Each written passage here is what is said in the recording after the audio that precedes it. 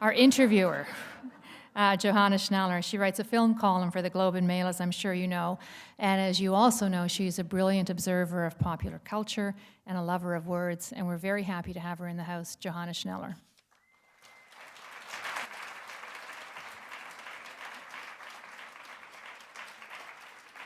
Hi, how is everybody? Thank you, Tina. How many people here are familiar with Anna Quindlen's work? Yes. It's because she's fantastic. As a newspaper columnist myself, I've always found her career enviable and admirable in equal measure. She was born in Philadelphia, Pennsylvania, in, well, we don't need to say when. To an Irish father and an Italian mother. You'll be shocked to hear she was raised Catholic, and has written very movingly about issues of her faith. She's married to a prominent New Jersey attorney, Gerald, am I saying this right? Cravatin, thank you, whom she met in college, and they have 3 children. She began her newspaper career as a part-time reporter for the New York Post when she was still a student at Barnard College, and yes, that does irritate me. Her first story was published in 17 magazine when she was a junior. After she graduated, she went to work at the Post full-time, and then in 1977, she moved to the New York Times, first as a general assignment and City Hall reporter, and then she became deputy metropolitan editor and wrote the bi-weekly column about New York. In 1985, she did the first of many leave-takings of the Times. Bye, I'm going to raise my 2 sons and work on a novel. But of course, they wanted her back, and she came back in 1986 to write what is now one of the sort of supreme columns of all time, to my mind, the Life in the 30s column. Within 2 years, it was published in some 60 newspapers, making her one of the most successful columnists in the U.S.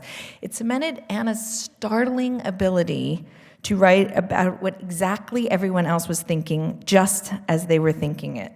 She has an uncanny ability to speak sort of directly to her readers. I ran into a friend on the staircase on the way up here, and she said, "She is me. She writes about what I think. Like, how is that possible?" And I think everybody who's ever read Anna thinks exactly that. When her daughter was born in '88, she left the Times again, but of course they lured her back, this time writing an op-ed page column, Public and Private, which won her in 1992 the Pulitzer Prize. She's only the 3rd woman to win the prize in that category, so that is pretty amazing. Because she believes that the minute you get comfortable with a job, it's time to move on. She then, in '94, said, "I'm leaving again, and this time I'm going to be a full-time novelist." She has since written 7 books, the 7th of which, that's just 7 novels, the 7th of which we're going to talk about tonight. 5 of those have been bestsellers, and one of them, One True Thing, was made into a movie starring Meryl Streep, and Streep was nominated as an actress, Best Actress for an Oscar. So, you know, it's really too bad that you haven't had so much success as a novelist. She's also written 10 nonfiction books and 2 children's books. She's a popular commencement speaker and holds 12 honorary degrees. One of my first questions is going to be, Anna Quindlen, when do you sleep? In one of her final columns, she paid tribute to the everyday angels who give selflessly where it is needed, which make it possible for her to believe in the essential goodness of people, which is one of her frequent subjects. She wrote, "Those who shun the prevailing winds of cynicism and enemy can truly fly." Please help me in welcoming Anna Quindlen. I am going to ask for a tape of that introduction and play it on a continuous loop. In fact, if you call on my iPhone, you will get her saying those things about me. Well, you are tireless, though. Can you talk a little bit about what drives you, like how it is that you have the energy to just keep writing? I don't think I work that hard, to be honest with you. I mean, look, I hate writing. I find it really onerous. The judgment implicit within it always sits like a dark magpie on my shoulder. But, you know, when you compare what we do to being a neonatal ICU nurse or loading ships, if you're a longshoreman or something, it's a relatively easy birth, right? But what do you mean by the judgment? The judgment that sits on your shoulder. I mean, anytime you write anything, and it starts when you're a kid, you think, not good enough. Oh, this group is not going to like this, and my editor is going to say that about this. I mean, because so much of writing is really not about writing, it's about confidence. It's about standing up on your hind legs and saying, I have something to say, and you should pay attention to it. And that's not only a very chancy thing to do, it's a particularly challenging thing, although this may change as society has changed. It's a particularly challenging thing for women, because that's not how, at least, I was socialized, to think that, you know, you all ought to listen to me.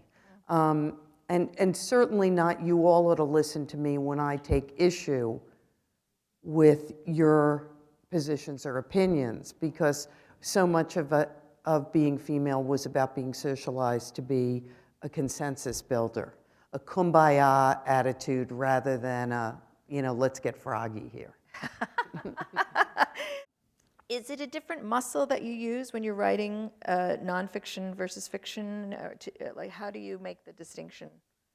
I don't think it's much of a different muscle, honestly. I mean, a lot of the things that make for sharp nonfiction are the same things that work well in fiction.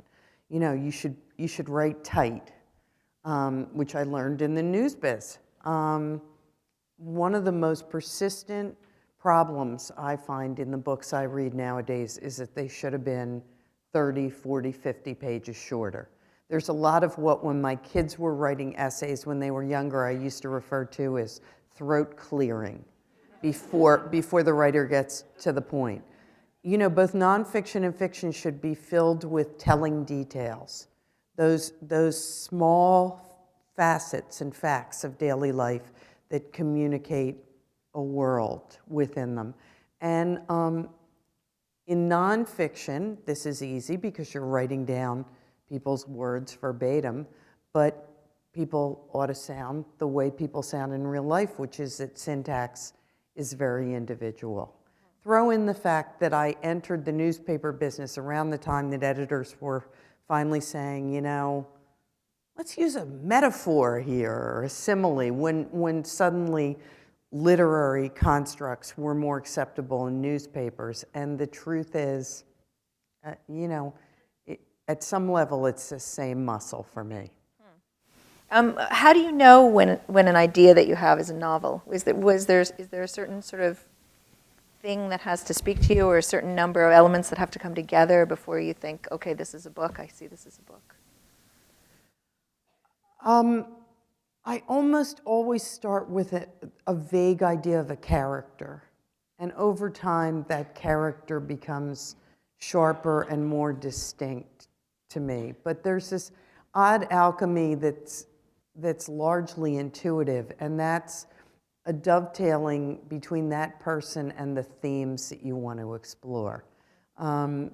It's not as bald as, you know, I want to write about redemption and let's go out and find a character to embody it. It's a kind of a coming together of your vague ideas about wanting to write about redemption and your thoughts that you might want to write about someone at the very end of her life or something of the sort.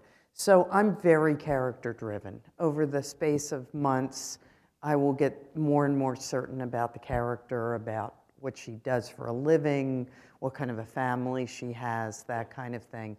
And when she starts to take on so much life that other characters appear and conversation begins, which totally makes me sound so crazy. But when that happens, that's when I start to write, because I realize I'm going to start to lose things if I keep them in my head. Yeah, that does not sound crazy to me at all, because I find, to me, the best books are ones where you put them down and then an hour later you think, who was I just talking to? And then you realize it was the book, right? That you were. Oh, that's a nice way of thinking about it. For people who don't Sorry about this. I'm going to just lean over. For people who don't know what your latest book, Still Life with Breadcrumbs, is about, can you give us just a little short précis of? Sure. The character that I began thinking about and thought about obsessively for a while is a woman named Rebecca Winter. She's 60 years old, and she's quite famous in certain circles for having done a series of photographs of the detritus after a meal on her kitchen counter. The most famous of which is a photograph called Still Life with Breadcrumbs, which includes pieces of a baguette and a dish towel and an olive oil bottle and the like. And she shot these things mainly because they were there, and then suddenly became a kind of a feminist icon because people said that the photographs reflected the drudgery of domesticity, none of which was in her mind when she took them. I think she was hungover, right? Well, tired, but, and fast forward 30 years, she is still constantly recognized by name at parties or at bookstores and so on and so forth, except that she has notoriety, but she doesn't really have a whole lot of work anymore. Her more recent photographs have not caught fire the way those did. She has responsibility for her parents who are in their 80s, and some, at least, psychological responsibility for her son who is in his 20s. And she lives in New York City, which is an extremely expensive place to live. And so she decides to sublet her co-op apartment and move to sight unseen to a cabin in the middle of nowhere to both try to save some money and to look for new sources of inspiration for her work. And I think once again you really struck a nerve in terms of lots of people get to this point in their lives, and maybe we imagine our lives up to age 40. We think we're going to be married and have kids and have a job, and then we sort of fail to imagine kind of what happens after that. And I think people hit 60, and they are, looking down another 30 years in a lot of cases. And so there's this great kind of, what are we going to do with that last third?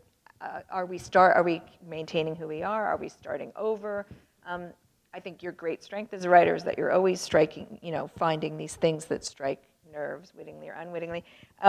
In this book, there is also a romance for the lead character.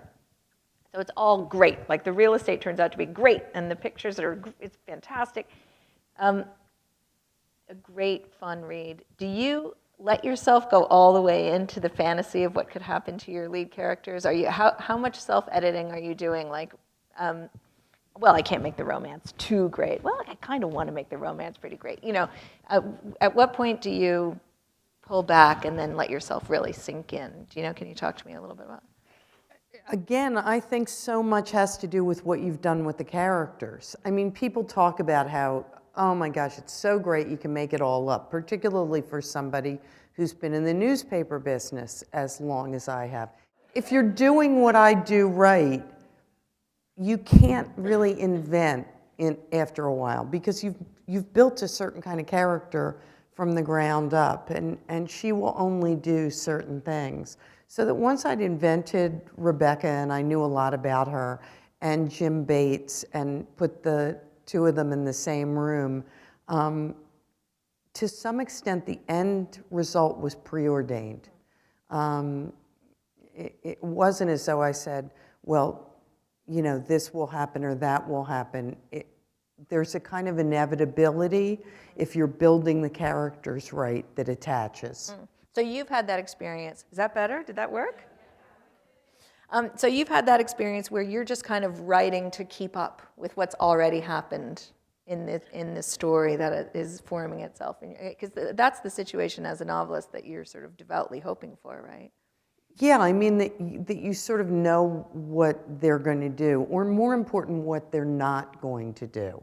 Every once in a while you start in on something, maybe because you thought about it 6 months ago and it seemed like a good idea at the time, and as you start it you think, Rebecca will never do this, or Rebecca will never say this. Now, that's not to say that there's not a lot of choice in what you get to do, because, you know, you open a new chapter and think, should I concentrate on when she's hiking the mountain, or should I concentrate on when she's in the tea shop on her computer? Or you have certain choices about where to set her down at various moments. But what she's going to do when you get there is determined by the character that you've built. The picture that she takes, the still life with breadcrumbs, that becomes the iconic picture that's in everybody's dorm room and every window of every coffee shop for a time. Is there something that you saw that you had in mind? Is there a poster, an iconic image like that? No, but I've always been taken by the fact that there are certain photographs that all by themselves define someone's career. I mean, there's that famous photograph at the end of World War II in Times Square where the sailor is bending over the young woman and kissing her. Or there's the Vietnam War photograph where the little girl's running down the street with her clothes having been burned off by napalm. And some of those are images that just, I mean, there's that feeling, I'm sure, in the part of the photographer, there will never be another one like this. Mm-hmm. With Rebecca, there's not that feeling when she takes the picture, develops the picture, even when she shows the picture in the gallery. It's really other people who decide that this is sort of the crowning achievement of her life. And what she's hoping is that she can find that again and maybe find it within herself. In other words, while she's at the cabin, she starts taking another series of pictures based on the accidental discovery of some artifacts left in the woods around her place. And she doesn't need anyone to tell her that these are great photographs. And that may be a function of age, it may be a function of the time she spent in the profession, or it may be a function of the years she spent shadowed by the opinions of other people about her own work. Mm-hmm. Yeah, that's beautifully put. There's a lot in this book about fame. You say at one point, the coin of notoriety pays with less interest as time goes by, you know, that you can't cash in on everything forever. What is your own relationship to your fame? Are you, describe what it feels like. Writers are the lowest form of celebrity. No, we really are, because we're not visually identifiable. There actually have been times in my life when I have sat on a plane or on a subway and watched someone read my work. And I remember watching someone read One True Thing on a plane and start to sob. And I really wanted to say to her, this is not a plane book. You do not read this book on planes. But the worst was there were 2 times when I was on subways, when I was doing the column for the Times, and I watched someone read probably the first 2 paragraphs and then turn the page. And it's all you can do not to lunge at the person and say, okay, what was it? Yeah. So people almost never know who I am. And that's an odd kind of notoriety, because then you go out in a venue like this and suddenly feel like, you're kind of all that. But that's great. I have one friend who's a very well-known actress, and she once said that the worst thing that ever happened to her in terms of notoriety was that she used to spend a lot of time studying people on the street, how they talk, how they move, their gestures, and she had lost the ability to do that. I spent a lot of time eavesdropping on people on trains, watching them walk down the street, listening to them talk to each other on the corner, and that sort of stuff is invaluable for someone who does what I do. Can we out your famous friend? Do we have to? No, we don't have to if you don't want to. People can extrapolate. They can ask us later.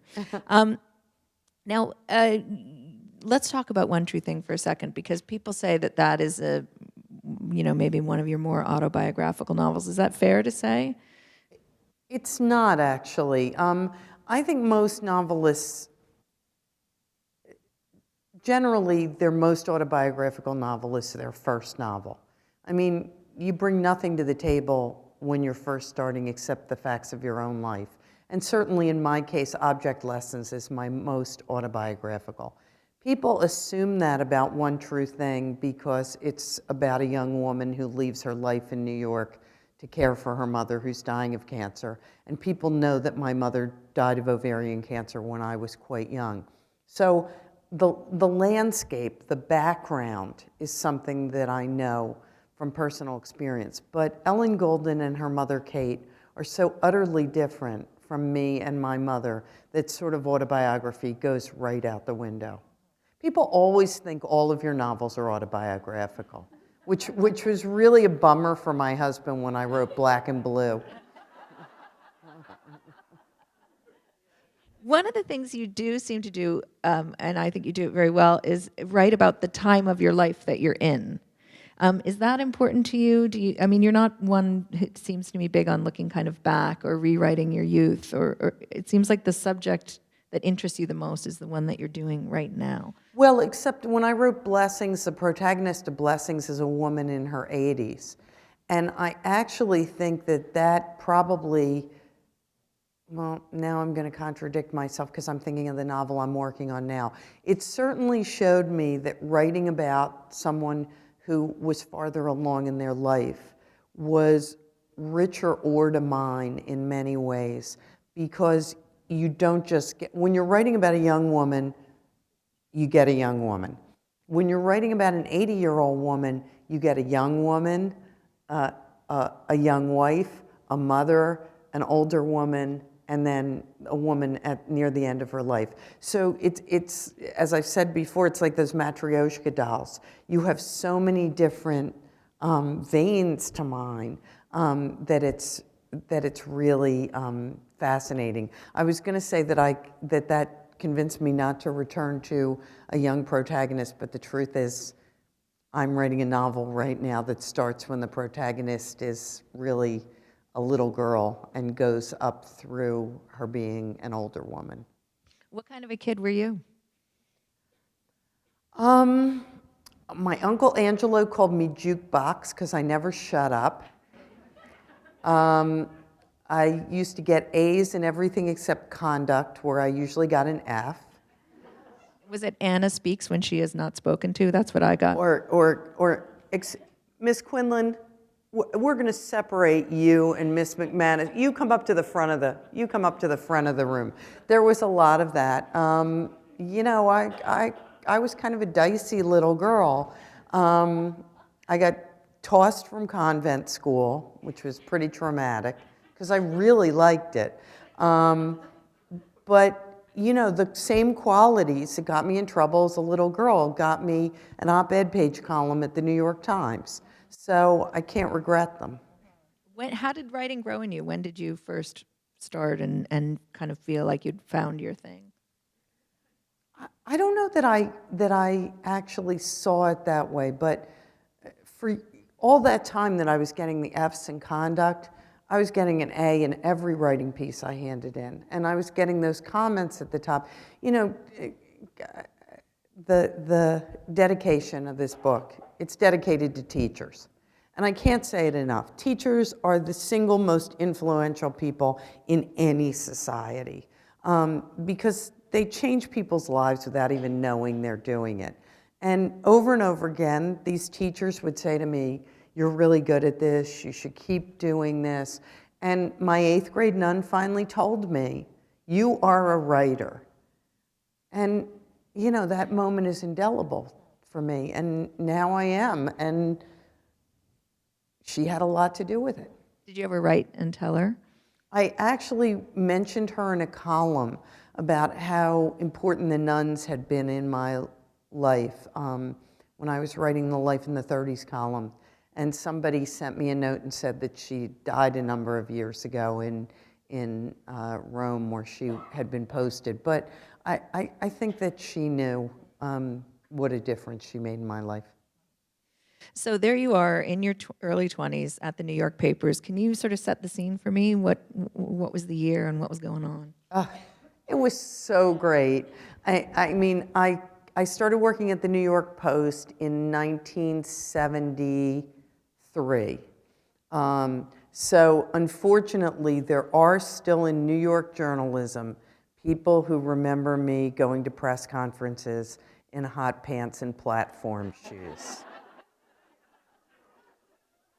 It was ugly. But it just was so great because it was before anybody put down carpets in newsrooms. They were grungy and awful, and everybody seemed to have a bottle in their bottom file drawer. And for a well-brought-up little Irish girl, it was like I died and gone to heaven. And, you know, just that adrenaline sense of the business I loved from the very beginning. You know, that you'd toddle in the morning and you'd gossip with your coworkers for 2 or 3 hours and nothing would happen, and then boom, this is how old I am, the AP ticker would start, and somebody would tear it off and take it to the city editor, and the next thing you knew, somebody would be saying, Quindlen! And they'd tell you to go to Queens or go to Staten Island or go down to Times Square and cover this, that, or the other thing. And you'd get that adrenaline flood and you'd bang out your, 600 or 700 words and then you'd go home. New York was a much more dangerous, much shabbier city then. But boy, if you're a reporter in New York City and you just can't make a go of it, you need to find another line of work because there really are 8 million cities, 8 million stories. So what was it like at the Times? Was it more staid or was it exactly the same sort of thing? And what was your rise like there? It was much more staid in a lot of ways. And frankly, I had a little bit of a chip on my shoulder about it because I'd been at the New York Post, which was kind of a lefty tabloid then. They used to refer to it as pink. It took me a while to understand that meant that they were vaguely communistic. And I got to be a creditable reporter there, but I'd call people and say, this is Anna, can you call Anna Quindlen at the New York Post? And they wouldn't call me back. And I left there on a Friday, and on Monday morning I got to the New York Times, and the extent to which people who wouldn't call me back as Anna Quindlen of the New York Post, but who would call me right back as Anna Quindlen of the New York Times, sort of ticked me off a little bit. I wasn't one of those people who'd always seen the Times as a career goal. I just liked being a reporter. But there were still plenty of those guys around there who played the ponies and, seemed straight out of Damon Runyon. It's just that, the Times has that old saw about it being the first rough draft of history. At a tabloid, you'd make a mistake and everybody would think, there's always tomorrow. At the Times, you made a mistake and it was a big deal. So I guess the good news was I tried really hard not to make any mistakes. I'll keep you in line. When you became a columnist, how difficult was the transition from reporting other things to sort of writing about yourself? And how did you know that you were striking a nerve? When was the first time you were really aware that you were striking a chord with readers? I actually had the best columnist education of anybody who's ever done the job at the Times. First, I had a column called About New York, which is a reporting column. But what you need to do is come up with your own 2 columns a week and write in a kind of an idiosyncratic, specific writing style. The deal with About New York is always that if they took the byline off the top, you would still know it was Meyer Berger or Francis X. Klein's or Anna Quindlen. So I did that for 3 years, and I knew how to find 2 columns a week, and I knew how to stylistically grab the reader. And then I was deputy Metro editor for 2 years, and then I invented this column called About New York. Life in the 30s, which was supposed to be different. It was supposed to be a first-person column.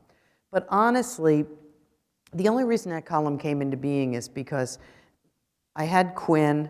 I went on maternity leave. I came back. 3 months later, I was pregnant again. I had Christopher, and I quit the paper. And the executive editor, whose name was Abe Rosenthal, wanted to make sure that I wouldn't go anywhere. So he dreamt up this column when Christopher was about, I guess, 6 months old. And he called it Life in the 30s because I was 34 at the time. And we both basically thought nobody was going to even notice. We'd park it in the back of the living section, and, you know, once a week, I'd make a few bucks, and they were very few bucks, and go on with my life. And the third column I wrote was a column about how hard it always was for me to see mothers and daughters doing things together, and how I had this rich imaginary life in which I went out to lunch and I went shopping and I talked to my mother about my father, which would never happen. And the mail just went nuclear. I mean, hundreds and hundreds of letters. And it just went on from there. And suddenly we realized that it had become kind of phenomenological. And we also realized something else, which was really important for the paper as a whole to realize, which was there was a vast group of women of a certain age who read the New York Times who felt that their lives were not reflected in its pages in any way, shape, or form. And that's a real problem for any newspaper. And that column coalesced, concentrated that notion. And I think it changed how the paper covered certain things in years going forward. But on the short term, it just became this thing for me. And then did the letters just keep growing and growing, and people, yeah, I mean, I've read lots of places, and again, as I said on the way in here, people just say, you are me, you are thinking like me. The downside to that, I guess, would be that then everybody wants you to be everything to everyone. Right. You know, here you are, you're white and you live in New York City and you have a certain income and you're privileged. Did people take issue with that? What kind of criticism did you get for daring to talk about your own life? You know, I think if I had been doing it further down the road, there might have been more of that. But given the fact that there hadn't been anybody doing anything like this in the Times, that was seen as such a breakthrough for the disenfranchised class we know as women, that Disenfranchised 51%. that there wasn't that criticism. And the truth is, a fair number of the columns are not about my kids or me. They're about issues. They're about capital punishment. They're about child welfare and so on and so forth. There was always a uniquely personal slant on them, but I wrote about a lot of issues, and that actually paved the way for me then to become an op-ed page columnist. I hear a lot of memoirists talk about the difference between candor and confession, you know, that you want to be as honest as possible, but not necessarily lay yourself bare. What were some of the lines that you drew for yourself? Well, we had one really easy line. My sons obviously were very young and they couldn't read, but someday they were going to be able to read. And I was terrified of them 10 or 15 years out saying, you know, our mother sold us out for her job. So I made this deal at the very beginning with Jerry, my husband, and said, look, I'm going to give you every column, and it's like this or like this. It's not like, oh, maybe if you take this sentence out or massage that paragraph. It's either an up or down. And if it's a down, I'll just write something else because, you know, columns come and go, but your family is forever. And he never gave me the down. And he actually said something to me that was really invaluable because I was so worried about the kids down the road. He said, the biggest mystery for most people is what their parents really think and feel in their heart of hearts about things, and our kids will know that. And it was really a gift for me because it freed me up to write about them. And in fact, on those rare occasions when they revisit those columns, which reflect a self of theirs that might as well be as distant as the moon. They always seem to get a real kick out of them. In your latest collection of essays, your latest nonfiction book, Lots of Candles, Plenty of Cake, you write that your main subjects were motherhood and loss. And I know that obviously was linked for you in your life, but do you think that that's also linked, that the minute one becomes a parent, one starts thinking of loss, or that we all do? Well, that's an excellent point, and I think it's absolutely true. I never thought of it that way before, but of course, from the moment they first hand you that baby, first of all, there's the constant terror that something bad is going to happen to him or her. But as time goes by, there's the understanding that to do your job right means to have them walk out the door.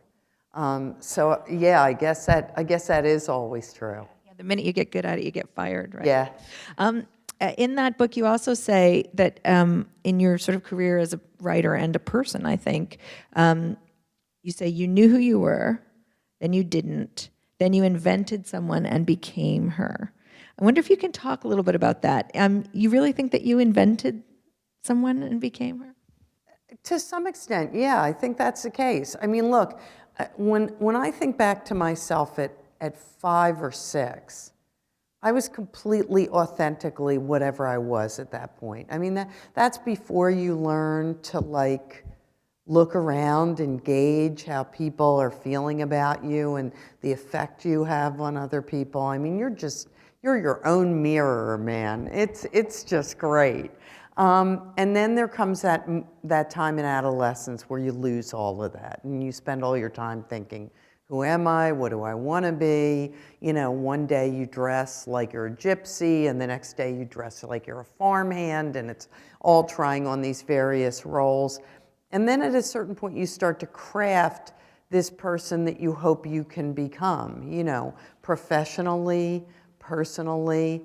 And I think the trick is, and I learned this, I think, largely because I was so resistant to how my father really pushed me. He was very ambitious for me. I was really world domination. That was the goal. And at a certain point, and I was really angry at him on a covert level for years, I realized that the life he had forced me into was a life I really, really liked living. And at that moment, I not only completely got rid of my anger toward him, or at least towards the big stuff as opposed to the little meatsy stuff that drove me crazy, but I began to realize that I'd sort of crafted this person that I'd settled into being. Wow. Were there any columns or responses to columns that you're especially proud of that you sort of put out there? Oh, so many. I mean, I once wrote a column, gosh, it was so long ago, and this issue has moved so much, but I wrote a column in, I think, 1991 called The Power of One, about how the gay rights movement had seized on the single most important agent of social change, and that was the power of one person being open about themselves to change the minds of other people and eventually many people. And one young man wrote to me and said, I came out to my parents by handing them that column. And someone says something like that to you and you just think, my work here on earth is done. I'm going home and watching television, So things like that, things where not so much the broad strokes, oh, we changed this or that, but individual people who felt like they benefited from the words, that's just huge. Were there any that backfired? Any where you felt like you blew it or missed it? Or Not in that way. I wrote a column when I was pregnant with Maria toward the end of my time doing Life in the 30s. I was 36 when I was expecting her, and I wrote a column about the fact that we weren't going to have amniocentesis, which at the time was really the only reliable form of prenatal testing and carried some risk of miscarriage because no matter what the test showed, we intended to continue the pregnancy. And there was a an enormous uproar about it, so large that the Times ran an entire page of letters responding to it. People were really very unhappy with me. I understand that that would have been hard to take, but at this point, as a newspaper writer, I hear an entire page of letters, and I have to say I'm even a little envious of that. Do you lament what's happening in newspapers these days? Like, how are you with grasping the new world as opposed to letting go of the old world in the media? See, I tend to be always a glass half full kind of girl, and I understand the trade-offs. I understand that some papers have gone under and some papers have gotten thinner, and we're still trying to figure out how the economic model is going to work if so much of our traffic is done digitally. But I can read the London papers every morning now, albeit on a computer screen. And for me, that's like a dream come true. I think back to when I was a kid, we read 2 Philadelphia papers every morning, and that was the extent of it. Well, I sort of read endless newspapers on any given day. And so the access to information we have now is kind of thrilling to me. The notion of how we're going to make it all work and pay is still terrifying. Yeah. The subject of Still Life with Breadcrumbs and Lots of Candles, Plenty of Cake is partly sort of this time of life for you and me. What are you liking and not liking about the post 50 years? I never get cramps anymore. Oh my God. Woo! Just blurted that one out. Ever since I turned 50, I think, I just don't give a damn what anybody thinks.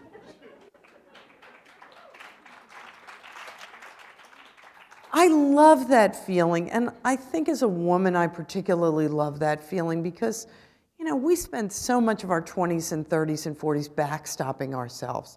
Do I look good enough? Does this fit correctly? Am I doing the job correctly? How are the kids turning out? The stations of the cross of being female are overwhelming. And you just get to this point where you're like, I'm pretty great. That's what I like about it.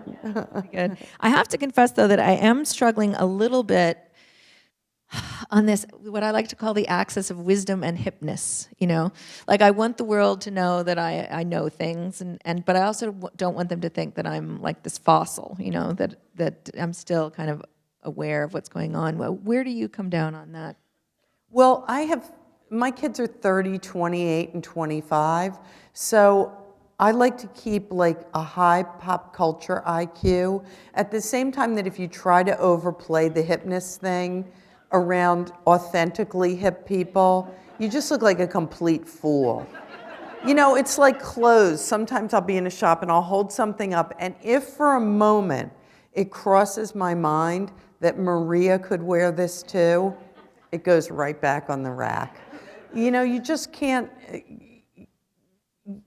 you have to sort of judge the appropriateness of it. And I don't mean that you have to recoil from anything, but there are people who seem like they're running as fast as they can to stay, 28. I mean, Mick Jagger's 70. Deal with it, I mean. What do you know now that you're glad that you know? Like, in addition to just, that you don't give a damn, but what are some of the things that you are glad that you sort of lived through and figured out? That this too shall pass, that no matter what happens to you, and Lord knows I haven't had really, really terrible things happen to me in my life, but there have been times when I've just thought, we're never going to get through this one. And then you do. And not only do you get through stuff, it becomes like a less sharp, more manageable memory. human beings are incredibly resilient. You draw these lines for yourself. You say, okay, this is as much pain as I could take, but no more. Or these are the situations I could handle, but not those. And then you see somebody that you know and love and are like, and they handle something that you thought was not doable.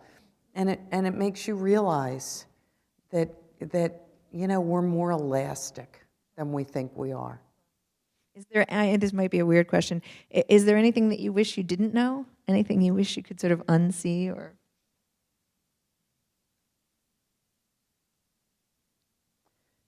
Sure, but it's all part of life. I wish I could unsee all the casual cruelty that people wreak upon one another every day. But I mean, you have to know all the bad stuff. You have to know all the bad stuff. It's important. It's what keeps you. It's what keeps you moving towards the light. Just knowing what the alternative is. Do you have a sense of your work connecting? Like, you mentioned a couple times getting responses from people and having that sense, but who are you writing for these days, and has that changed? I write for myself. I don't think there's any other way to do it. I mean, if you've been a newspaper writer, you know that the audience for your work is so diverse and large that you couldn't possibly think of all of those people and what all those people want. And frankly, you don't have a clue. Sometimes you put something out there and you think, oh, no one's going to resonate to this one. And then everyone does. So if you just answer some sort of call that you're hearing within yourself, then you can, at least I've learned to trust that there are other people who are hearing the same call. And we're going to open it up to questions in just a minute. I'm going to ask you two more things, if that's okay. In Lots of Candles, Plenty of Cake, you use the phrase, there's simply no excuse for that, when you're referring to people who say that they only understand the meaning of life after they've faced some sort of crisis. And I was interested in that phrase, there's simply no excuse for that. Can you talk about that a little bit? Yeah, I mean, there are things that people say or do where you just think, not acceptable. And I wrote that after I'd been to yet another memorial service where someone said, once he got the diagnosis, Don discovered what really mattered. Well, really? You have to wait till then? I mean, one of the reasons I kept quitting these good jobs was because I knew that what was going on at home was really, really important, and that I might not get as many chances as I thought I had at it. I mean, my mother was just barely 41 when she died. So she missed a lot of stuff, and I didn't want to miss any of that stuff. And I just think, you walk through the world and realize over and over again that people leave it in a precipitous fashion. And what that should teach you is to just soak everything in the best you can while you're around. You mentioned that one of the great things about being this age is knowing what has real meaning. I'm wondering if you can just say a couple of things that have real meaning for you. Girlfriends. Time with your grown kids that isn't about anything. It's just like lying on the couch, watching a movie or talking around the dinner table. I mean, if I could have one moment on continuous loop on my deathbed, it would be a family dinner at our dinner table. That would be it. It wouldn't be any, with all due deference, and I thank you all for coming out tonight, but it wouldn't be any public occasion like this. It would be my husband and our 3 kids, and Quinn's soon-to-be wife, Lynn, all sitting around the dinner table. Those are the things that really matter. About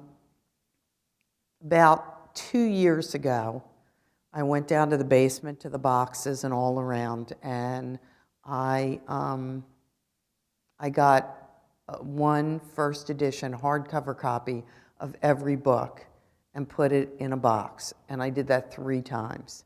And then I put each of those boxes in the childhood rooms of each of my children. And I didn't quite understand the impulse, and certainly part of it had to do with my kids someday, when I'm long gone, being able to say to their children or their children's children, this is who our mother was. But a lot of it was because I'm so happy that my kids have this kind of unusual opportunity to have my voice in their heads, even if I'm not around. And I think putting that voice in your kid's head is one of the single most important things that you can do, so that even if something happens, it's like that moment at the end of E.T., I always say, where he puts that bony finger out towards Elliot's forehead and says, I'll be right here. That's important. Well, there you go. Thank you so much.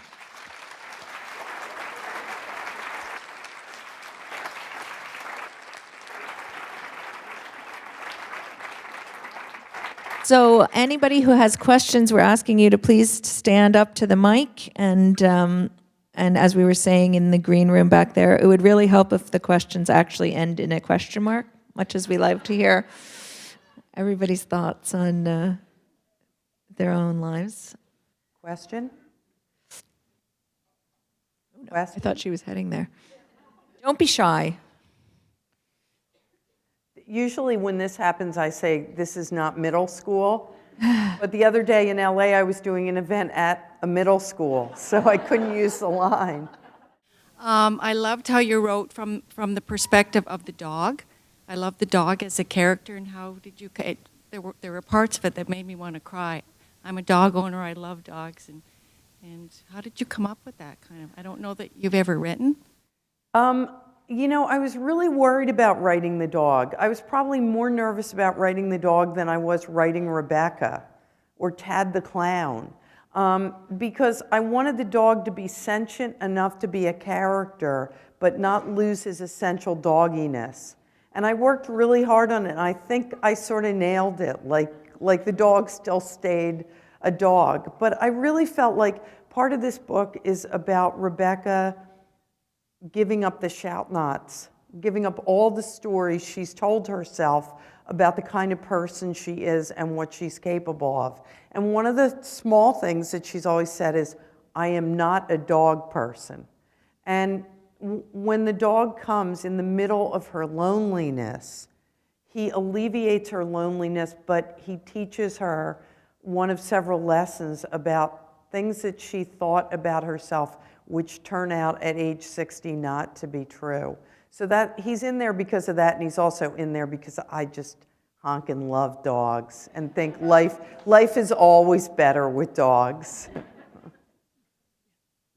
Hi, I'm just curious, when you're developing a character, how much of a background and how much of a history of the character do you develop for you that doesn't even get into the books? Like, do you go back and do you know everything about their childhood, about their relationships with people, even if that's not going to be written about? I mean, I always know birth order because I think birth order is so important, but that's always in the book. And profession and parents usually are in the book. I suppose I know in a vague way a lot more about them, but to some extent, if I haven't put it in the book, it sort of means it doesn't matter to me so much. So I develop a sort of a general idea of the character from soup to nuts, but then I tease out the really important stuff, and that's the stuff that you see on the page. Do you write more than what we see? Like, or do you have drafts that are 3 times as long and then it's all about paring it down, or are you writing it as... I have drafts that have material in them that nobody will ever see, because my editor said, you know, this fourth chapter sort of slows the rhythm down, and maybe we could rewrite the backstory here and that sort of thing. But it's not that they're usually monumentally long. I mean, I tend to be kind of a tight writer, and that really works for me. I read a lot about how, as women become middle-aged, that we become invisible. And I just wondered how you feel about that. It's, you know, it's sort of the common mantra now that middle-aged women, just nobody sees them or cares or anything. And I wondered if you agree or how you feel.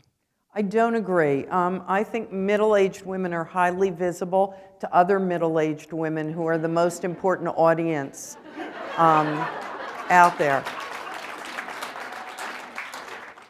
Frequently what people say when they say we become invisible is that we're not seen as overtly sexual objects anymore. And some of that's true, but it also behooves us to remember, and as the mother of a very dishy 25-year-old daughter, I'm keenly aware of this a lot of the time, how onerous what passes for sexual attention can be at that age. I mean, it's you know, it's this far up from being clubbed over the head and dragged by your hair into a cave. So while I think it would be nice to reach a happy medium in which people say, man, that Diane Keaton is a babe, I think the invisibility thing is overstated. I think a lot of it comes from women who wish they had a kind of a street allure that they once had. I was never so sold on the value of that as some of my friends. And you know, I think we have a visibility to one another that middle-aged men don't have to one another, and that trumps, you know, almost anything else. Since there's no one here, can I have one more question, which is, who do you like reading? Who do I like reading? Oh gosh, there's so many great people. I was just talking to Sheila, the publicist I work with at Random House Canada, about how I am delighted that there has suddenly been a renaissance in interest in the work of Mavis Gallant, who is a wonderful short story writer. Really, I never understood why she sort of fell out of favor. And it seems that people are going to start reading her again, and that's only for the good. I love Alice McDermott's work. I think she's just the most exquisite novelist. She's practically a poet. Her word selections are so apt. You know, I like the obvious sort of writerly guys. I like Russell Banks. I like Don DeLillo. I'm not just saying this because I'm in Toronto. I love Robertson Davies so much. The Deptford trilogy, it's sort of, I didn't come to it until about 10 years ago, and I felt like, how did I exist in the world for my whole life without having read the Deptford trilogy and the Cornish trilogy? They just unbelievable books. I love Dickens and Austen and Edith Wharton and Faulkner, and I revisit their work all the time. But gosh, there's just so many great people out there. There's so many great mystery writers. You know, Denise Mina, Ian Rankin, Tana French. I mean, Kate Atkinson, I suppose, After Life, her miraculous book, won't be thought of that way anymore. But you know, she always has that flippant comment that she once made about how she figured out the way to get her books to sell was to put a murder in them. She's a wonderful novelist. So, I mean, I can imagine never writing another word. But if I couldn't read constantly, I'd go out of my mind. Can you talk about what brought you to write the book, Every Last One? Because it was a very poignant book for someone who hadn't been through something like that. Well, Every Last One is certainly the darkest book that I've ever written, and it began not with a thematic idea, but with a kind of an observational one. I've always been struck by the fact that kids from less happy homes tend to adopt the families of their friends with happier homes, and how difficult that can be, particularly if the friendships end. Sometimes over the years, my kids have had friends who clearly didn't so much want to be friends with them as wanted to be part of our family. And they were for a while, and then the friendship would end and it would be incredibly painful. And that was the germ of beginning to think about every last one. And having a kid be part of your family who was then cast out by circumstances and felt disenfranchised in those kind of profound ways. But I think one of the reasons why tonally I decided to have Still Life with Breadcrumbs be a somewhat lighter, somebody described it as a comedy of manners apparently in one of the reviews. I'm not sure that's what it is exactly, but it's tonally lighter than almost anything I've ever done. And I think part of that was a reaction to how dark every last one was. Well, I just want to thank you all for coming out on this freaking freezing night. And thank you so much for writing and for being here. We really appreciate it. It's been great. Anna's going to sign books in the back. So if you give her a second to make her way to the table, and then we'll join you all back there. Thank you very much. Thank you so much.